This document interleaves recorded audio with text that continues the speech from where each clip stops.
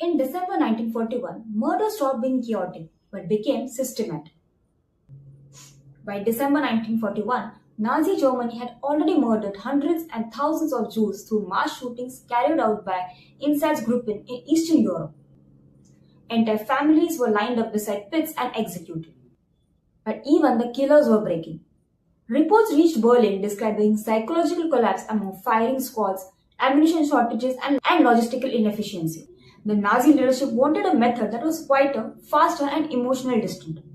That month, the nature of genocide changed. On 8 December 1941, in occupied Poland, the Nazis began killing operations at Pulnov, the first extermination camp created specifically for mass murder. There were no barracks, no labor selections, no survival, only death. At Klemno, victims were loaded into sealed gas vans, trucks modified so that the engine exhaust was piped into the cargo compartment. Men, women, and children were told they were being transported or disinfected. Within minutes, they were all dead. The vans then drove the mass graves where bodies were dumped and buried. This was not improvisation, it was planned, tested, and administered. By December 1941, Nazi authorities were issuing logistical directives, coordinating police units, transport schedules, and secrecy measures. Killing was no longer a battlefield act, it was a bureaucratic process. There is no single document that says gas chambers approved today. Instead, historians identify December 1941 as the moment when gas-based killing methods were officially adopted.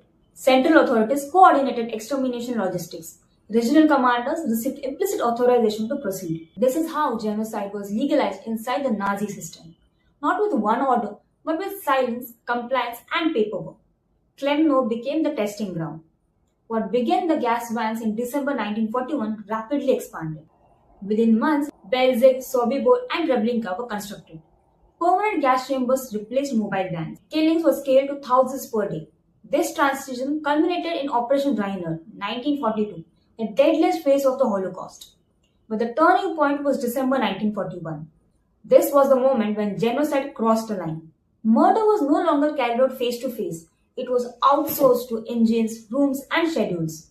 The killers didn't have to look anymore, and because of that, they could kill millions. December 1941 proved that the most terrifying crimes don't begin with rage, they begin with administration. Follow for real on this day history, where paperwork becomes a weapon and truth matters.